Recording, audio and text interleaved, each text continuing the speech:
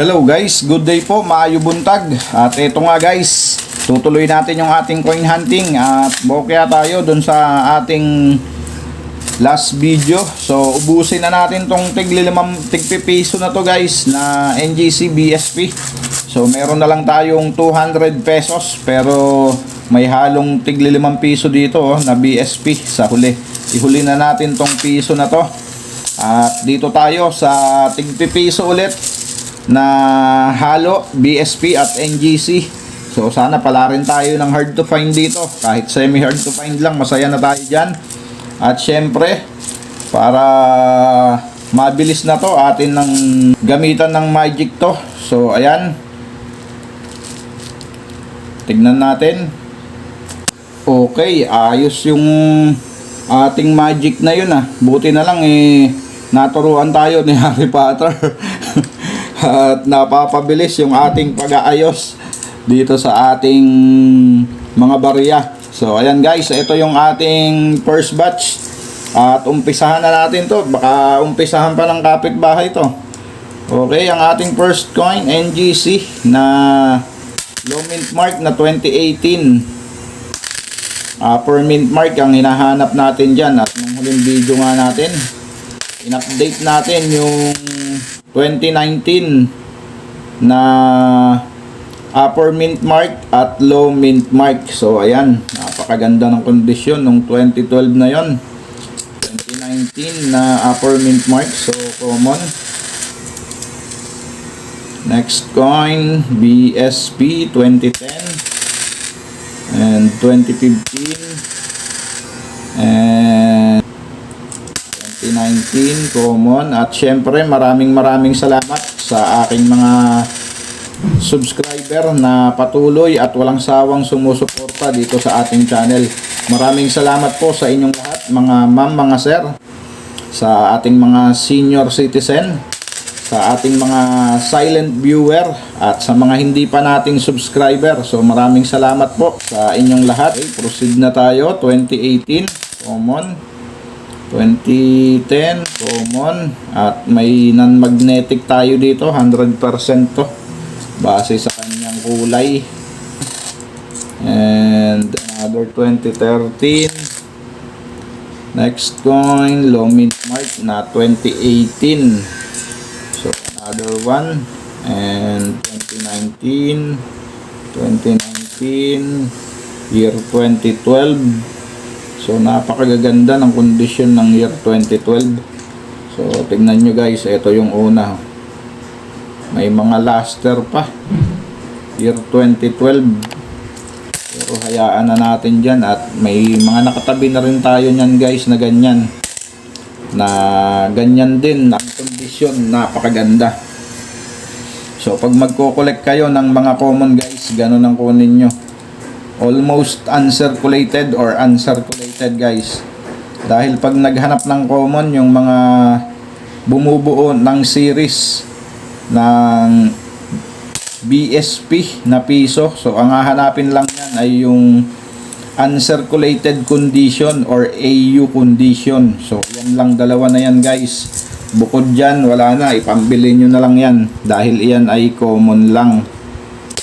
Okay, pero kung maganda naman ang kondisyon guys, katulad nung 2012 na yon, pwede po natin i-keep yan. So pang keep lang yan, pero kung iaalok nyo yan, so hindi po papansinin sa inyo yan. Wala pong bibili niyan dahil yan ay common lang. Okay, at ang ating last coin, NGC 2019 na low mint mark. At wala, kaya pa rin nga tayo dito sa ating hinahanap na 2005. So tignan natin dito sa ating second batch. So sana nandito na yung hinahanap natin. At syempre bago tayo mag-umpisa dito, baka hindi ka pa po nakasubscribe sa ating channel. So pasuyo na po ng subscribe button dyan guys sa ibaba. At yung notification bell, huwag mo pong kakalimutan para updated ka po sa mga coin hunting series natin at coin update dito sa ating channel. So ayan. At ang ating first coin sa ating second batch, 2010. So common. And 2018 na low mint mark. At 2010 na wala na, burado na. So lumabas na yung bakal guys, 2010. Ganyan na yung piso natin talaga ngayon. So hindi na maganda yung materyales kasi nabalatan, no. Okay. Next coin, year 2012. So common. And we have 2009, 2010. Next coin, 2015, 2016. And next coin natin, 2019. So common. And 2018, 2019. So common. At hindi na rin nasundan yung 2017 natin dito sa NGC na piso. So, medyo matagal-tagal na rin yun, ha. Nakahunt tayo ng 2017 dito sa NGC. At mula nun, hindi pa tayo nakakahunt o kahit na error dito sa NGC, wala. Madalang talaga yung error dito sa NGC. Mahirap din makakuha. So sana pala rin tayo dito hanggat meron pa tayong hawak. Okay, next coin, 2019 common. And 2004 common lang din. Pinaka common sa BSP. So common. Next coin, 2018, 2012, 2015, and another 2015, 2018 na low mid mark, so common. And 2003 na non-magnetic 100%. At ang ating last coin 2015. So ayan, bokya tayo guys. So hindi tayo nakahunt ng kahit semi hard to find man lang. So wala tayong nahunt. At i-update natin to guys ang year 2004. So alamin natin ang kanyang collector's value ngayong 2025. At syempre pupunta tayo sa ating kaibigan na si Mang Google.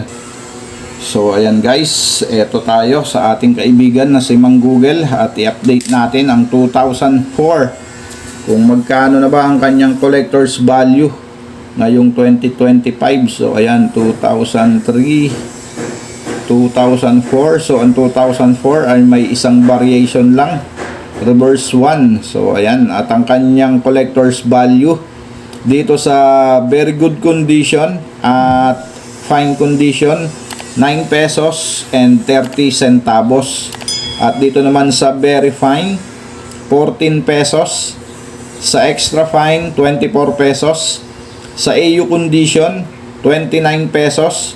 At dito naman sa uncirculated ay 93 pesos. So ayan, hindi na masama guys kung may hawak kayong uncirculated condition ng 2004, 93 pesos, at AU condition 29 pesos. Gaya nga ng sinabi ko guys, ayan, uncirculated. So medyo maganda talaga yung kanyang collector's value dahil 93 pesos, almost 100.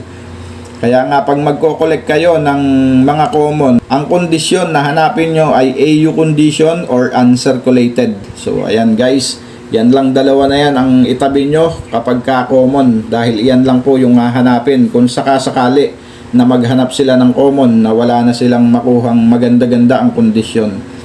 So ayan guys, ang status ng 2004 ngayong 2025.